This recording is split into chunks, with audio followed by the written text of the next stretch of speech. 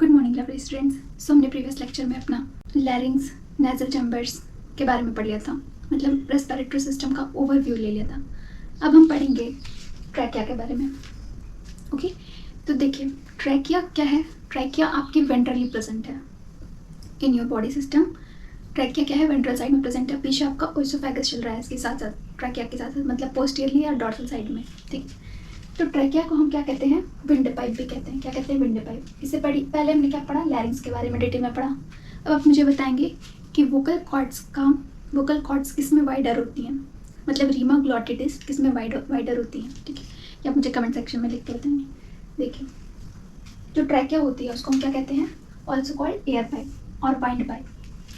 क्यों wind pipe इसको क्या कहते हैं कि जो एयर का ट्रांसफ़र है वो आपके नॉस्ट्रिल से, नेजल चैम्बर्स से होते हुए लैरिंग्स के थ्रू, ट्रैकिया के थ्रू ही अंदर की तरफ जाता है। जो भी गैसेस एक्सचेंज आप देखते हो वो ट्रैकिया के थ्रू ही होता है, इसलिए इसको मतलब एयर एंट्री इधर से होती है, इसलिए इसको वाइंड पाइप या एयर पाइप कहते हैं। ओके, सॉरी, दिस कंटेन, अगर आपसे कोई पूछे कि ट्रैकिया में एक और इम्पॉर्टेंट स्ट्रक्चर होता है, इसको हम कहते हैं कार्टिलेजिनस। ट्रैकिया में शी शेप की, जैसे यहाँ पे दिख रहा है आपको, मैंने डायग्राम बनाया है, यहाँ पे शी शेप की कार्टिलेजिनस रिंग होती है जो कि पोस्टीरियरली प्रेजेंट नहीं होगी। तो यहाँ पे आप लिख सकते हो इनकम्प्लीट रिंग होती है।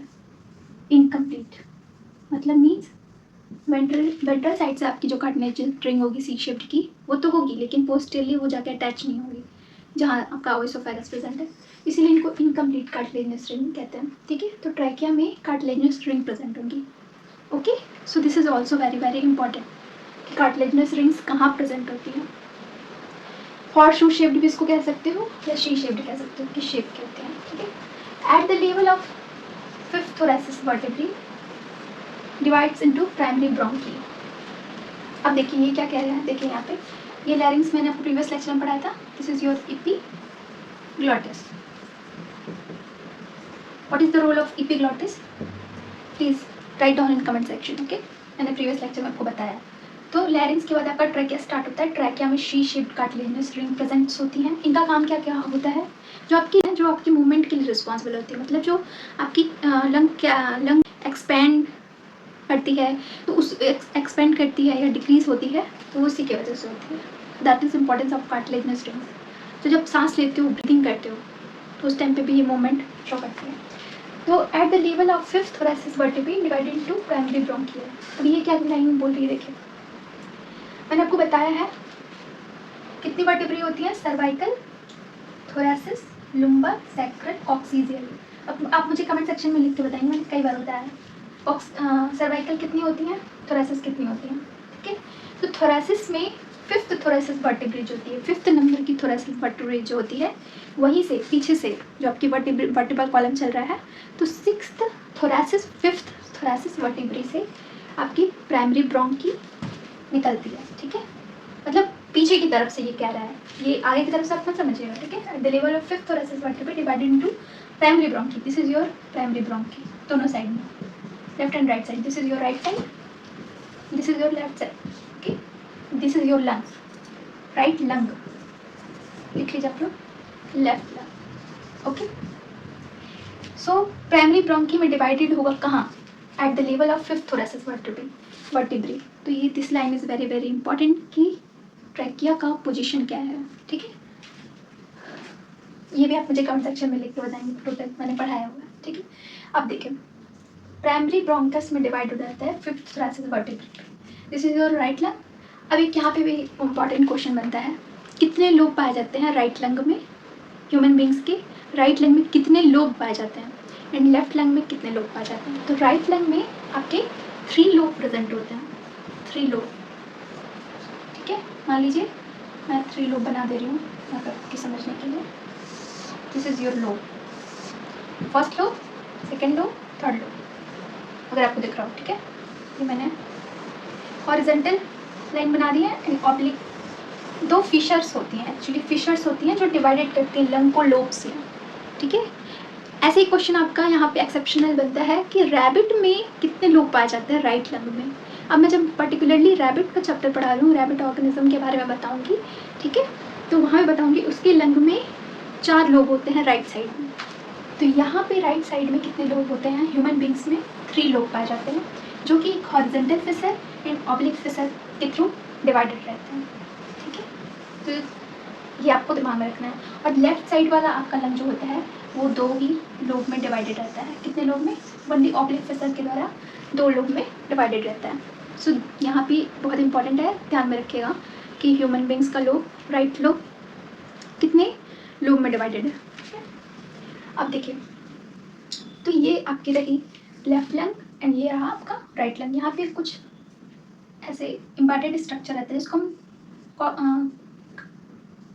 कार्डियक नॉच कहते हैं, मतलब वो थोड़ा आपका हार्ट सिस्टम से अटैच रहता है, तो वहाँ पे नहीं जाएंगे। अभी हम लंग के सिस्टम के बारे में पढ़ रहे हैं, ठीक है। तो प्राइमरी इधर भी प्राइमरी ब्रोंकियस होगा।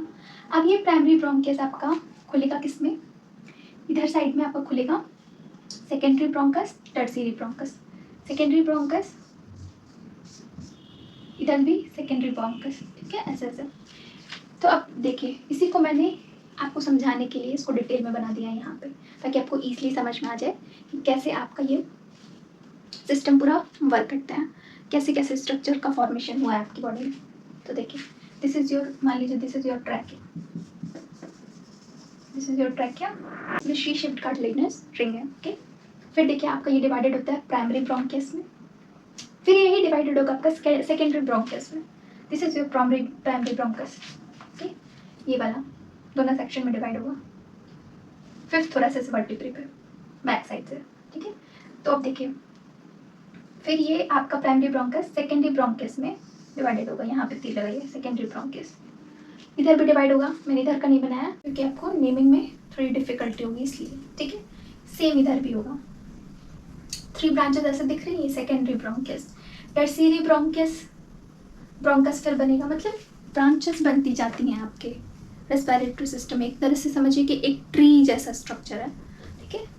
फिर ये जैसे जैसे नीचे की तरफ जाएंगी छोटी होती जाएंगी, मैंने बड़ा बनाया ताकि आपको एकदम क्लियरली पिक्चर दिखे, ठीक है। फिर bronchioles, primary bronchus secondary bronchus में खुलेगा, सेकेंडरी ब्रोंकस टर्शियरी ब्रोंकस में, फिर वो ब्रोंक्यूल्स बनाएगा, और ब्रोंक्यूल्स के बाद टर्मिनल ब्रोंक्यूल्स का जो नंबर होता है वो 5 इन नंबर होता है, ठीक है। तो ऐसे फिर सबसे लास्टली आपका ये होगा रेस्पिरेटरी ब्रोंक्यूल्स। अब इसको नाम रेस्पिरेटरी क्यों दिया गया है? क्योंकि रेस्पिरेशन का जो मेन मैकेनिज्म है ना, इसी के बाद स्टार्ट होता है। देखिए, so this is your alveolar sac, सबसे इंपॉर्टेंट स्ट्रक्चर है रेस्पिरेटरी सिस्टम का। और जो ये आपकी कॉन्वोल्यूटेड स्ट्रक्चर दिख रहा है, कॉन्वोल्यूटेड, उसको हम क्या कह रहे हैं? Alveoli. So this is very very important structure for your respiratory mechanism और रेस्पिरेटरी सिस्टम, ठीक है। या इसको आप एल्वियोलर डक्ट, ओके। तो रेस्पिरेटरी ब्रोंक्यूल्स के बाद आपका आता है एल्वियोलर डक्ट, ठीक है। एल्वियोलर डक्ट आपका एल्वियोली बनाएगा, जिसके ऊपर एक मेम्ब्रेन होगी, जिसके अंदर ये प्रेजेंट होगा, उसको हम कहते हैं एल्वियोलर सैक। मतलब एल्वियोली जिसके अंदर प्रेजेंट होगी उसको हम क्या कहेंगे? Alveolar sac, okay. तो ऐसे आप लोग बना लीजिए ताकि आपको क्लियर रहे कौन सी ब्रांच कहाँ खुल रही है, ठीक है, रेस्पिरेटरी मैकेनिज्म। अब यहाँ पे एक और चीज़ बहुत ही इंपॉर्टेंट है, उसको नोट डाउन कर लीजिएगा आप लोग मेरे साथ साथ, कि रेस्पिरेटरी ब्रोंक्यूल्स से, मान लीजिए आप नॉस्ट्रिल से सांस, मतलब मैंने स्टार्टिंग के स्ट्रक्चर में नॉस्ट्रिल के बारे में बताया, ठीक है, नेजल चैम्बर या नॉस्ट्रिल्स जो भी हैं, ठीक है। तो नॉस्ट्राइल से आपका एयर अंदर आ रहा है लैरिंग्स ट्रैकिया के थ्रू, ठीक है, ट्रैकिया, फिर आते आते ब्रोंक्यूल्स के थ्रू फिर आपका एल्वियोली तक जाएगा एयर आपका। तो ऐसे जो आपका स्ट्रक्चर बनता है तो उसको हम कहते हैं यहाँ तक, रेस्पिरेटरी ब्रोंक्यूल्स तक कहते हैं कंडक्टिंग जोन। क्या कहते हैं? Conducting zone, okay. Conducting zone, conducting zone क्यों कहते हैं? क्योंकि यहाँ पे एयर ट्रांसफ़र हो रही है अभी, ठीक है। अब देखिए, जैसे ही वो एल्वियोली के पास आती है, एल्वियोली से रिलेटेड स्ट्रक्चर में आती है, तो उसको हम नाम दे देते हैं एक्सचेंज जोन। एक्सचेंज जोन भी एक्सचेंज जोन नाम क्यों देते हैं? क्योंकि यहीं पे एल्वियोली में आपकी गैसेस एक्सचेंज होगा, जो कि मेन प्रोसेस है आपकी रेस्पिरेशन के लिए, ठीक है। तो गैसेस एक्सचेंज कहाँ होता है, अगर आपसे ये क्वेश्चन ज़रा अराइज करें, जो कि कॉम्पिटिटिव एग्जाम्स का मोस्ट प्रोमिनेंट क्वेश्चन है कि गैसेस एक्सचेंज कहाँ होता है, ये तो सबको पता होगा, एल्वियोली में, ठीक है। कहाँ होता है, एल्वियोली में। तो कंडक्टिंग जोन कहाँ से कहाँ तक है, अगर आप नोट डाउन करना चाहो तो नोट कर सकते हो। कंडक्टिंग जोन कहाँ से कहाँ तक है, नॉस्ट्रल्स से लेकर आपकी जो ब्रोंक्यूल्स का स्ट्रक्चर है, लास्टली रेस्पिरेटरी ब्रोंक्यूल्स तक है आपका किसका स्ट्रक्चर, नॉस्ट्रल से लेके रेस्पिरेटरी ब्रोंक्यूल्स तक आपका कंडक्टिंग जोन है। और एक्सचेंज जोन कहाँ से कहाँ तक होगा, यहीं पे नोट डाउन कर लीजिए आप लोग। एल्वियोलर डक्ट से एल्वियोली तक, ठीक है, एल्वियोली तक आपका क्या है, एक्सचेंज जोन है। So this is very very important कि एल्वियोली में, सॉरी एल्वियोली यहाँ पे हेडिंग नहीं है, यहाँ डाल भी सकते हो, ठीक है। तो आपके पूरे इसमें ट्रैकिया के बाद जो सिस्टम है आपका, वहाँ पे कंडक्टिंग जोन आपका कौन सा है और एक्सचेंज जोन कौन सा है आपका, ये आपको दिमाग में रखना है, ठीक है। अब देखिए एक और चीज़ यहाँ पे इम्पॉर्टेंट है, बहुत इंपॉर्टेंट है कि इसको लंग के ऊपर जो मेम्ब्रेन होती है, सारे ऑर्गन जितने भी आपके बॉडी ऑर्गन्स हैं वो किसी न किसी प्रोटेक्टिंग कवरिंग से ढके हुए रहते हैं, ठीक है। उनके ऊपर कवरिंग पाई जाती है, उसी तरह लंग्स में भी पाई जाती है। तो लंग्स की कवरिंग को क्या कहते हैं, इसको प्लूरा के नाम से जानते हैं। लंग की कवरिंग को प्लूरा के नाम से जानते हैं। तो आउटर, नोट डाउन कर लीजिए, outer parietal pleura, outer parietal pleura. और इनर को कहते हैं इनर वाली मेम्ब्रेन विसरल प्लूरा, कोई पूछता है कि लंग की कवरिंग को क्या कहते हैं, दो मेम्ब्रेन की कवरिंग होगी, आउटर एंड इनर। आउटर को कहते हैं आउटर पेराइटल प्लूरा और इनर को कहते हैं inner visceral pleura, okay. So this is very very important. और एक और चीज़ यहाँ पे इंपॉर्टेंट है, इन दोनों मेम्ब्रेन के बीच में एक फ्लूइड पाई जाती है, जिसको हम क्या कहते हैं, प्लूरल फ्लूइड या प्लूरा भी आप बोल सकते हो, प्लूरल फ्लूइड, ठीक है। अब यही बीमारियों का कारण होती है, जब प्लूरल फ्लूइड का अमाउंट बहुत ज़्यादा बढ़ जाता है तो आपको न्यूमोनिया वगैरह डिफरेंट टाइप की डिजीजेज रेस्पिरेटरी सिस्टम से रिलेटेड होने लगती है। So this is very very important, ठीक है, कि लंग की कवरिंग को क्या कहते हैं, आउटर पेराइटल होती है। विसरल मतलब क्या होता है, जो स्मूथ ऑर्गन्स होते हैं ना, ऑब्वियसली लंग के अंदर जो अंदर के ऑर्गन्स जो होंगे वो स्मूथ होंगे, तो इसलिए इनको विसरल नाम देते हैं, विसरल ऑर्गन्स, ठीक है। और अटैच भी होंगे किससे, कार्डियक सिस्टम से। तो this is very very important. Pleural fluid, pleurisy इसी से आपकी निकाली जाती है, इनके फ्लूइड के अमाउंट से। So this is very very important, इसको नोट डाउन कर लीजिए। अब देखिए, इतना आपने नोट डाउन कर लीजिए। रेस्पिरेटरी मेम्ब्रेन के बारे में थोड़ा सा पढ़ लेते हैं। रेस्पिरेटरी मेम्ब्रेन क्या होती है। अब जो ये आपकी एल्वियोली है, इसके पास भी मेम्ब्रेन होगी, और एक आपकी कैपिलरी, पल्मोनरी कैपिलरी। अब पल्मोनरी कैपिलरी कहाँ से अराइज होगी, पल्मोनरी कैपिलरी, ब्लड कैपिलरीज जो हैं आपकी, ठीक है, जो कि हार्ट से अराइज हो रही हैं, उसको हम क्या कहेंगे, पल्मोनरी कैपिलरी। अब पल्मोनरी कैपिलरी के पास भी मेम्ब्रेन है खुद की, और इसके एल्वियोली के पास भी मेम्ब्रेन है खुद की। ये दोनों मेम्ब्रेन, ठीक है, ये दोनों मेम्ब्रेन आपस में एक्सचेंज करते हैं। ब्लड को कैरी करके कोई आपके लंग में लेके आएगा, ठीक है। अब मुझे ये बताने की ज़रूरत नहीं है, अब मुझे पहले यहाँ पे कार्डियक सिस्टम पढ़ाना चाहिए था, लेकिन कोई बात नहीं, अभी मैं आपको कार्डियक सिस्टम इसके बाद जस्ट बात पढ़ाऊँगी। ध्यान से समझने की कोशिश कीजिएगा कि आपका जो हार्ट है वो इम्प्योर ब्लड को लेके आता है पल्मोनरी आर्टरी के थ्रू, लंग्स में ले जाता है, ठीक है। अब वो पल्मोनरी आर्टरी पल्मोनरी कैपिलरीज में टूटती है, तब वो लंग में आती है, ठीक है। Pulmonary is related with lung, वो लंग के पास जा रही है, ठीक है। कोई भी पल्मोनरी कैपिलरी है कहीं भी, वो लंग के पास जा रही है। Pulmonary is related with lungs. तो पल्मोनरी कैपिलरी के पास जो ब्लड है वो कैसा है, ऑब्वियसली इनऑर्गेनिक है या इम्प्योर ब्लड है। और एल्वियोली के पास आपका कैसा ब्लड है, यस, एल्वियोली की मेम्ब्रेन के पास आपके पास कैसा ब्लड है, ऑक्सीजनेटेड है या प्योर ब्लड है। अब इन दोनों का जो एक्सचेंज होगा बेसमेंट मेम्ब्रेन के थ्रू, इसकी भी बेसमेंट मेम्ब्रेन होगी, पल्मोनरी कैपिलरी की भी बेसमेंट मेम्ब्रेन होगी, वहाँ पे ये अपने गैसेस को एक्सचेंज करेंगी O2 CO2 को, जो कि मैं अभी आपको आगे पढ़ाने वाली हूँ। ठीक है, पहले थोड़ा एल्वियोली के स्ट्रक्चर के बारे में भी पढ़ लेंगे, फिर पढ़ेंगे हम पूरा मैकेनिज्म कैसे होता है, वर्क करता है। तो इसको नोट डाउन कर लीजिए। देखिए यहीं पे मैं बता देती हूँ आपको, वो भी रेस्पिरेटरी मेम्ब्रेन, फिर आपको मैं नेक्स्ट लेक्चर में एल्वियोली के बारे में डिटेल में पढ़ाऊंगी। ओके, देखिए यहीं पे देख लीजिए ध्यान से कि this is your alveoli membrane, alveoli and this is your alveoli membrane. Actually किससे बनी होती है इसकी एल्वियोली? सिंपल स्क्वैमस एपिथेलियम से। तो इसको नोट डाउन कर लीजिए, सिंपल स्क्वैमस एपिथेलियम।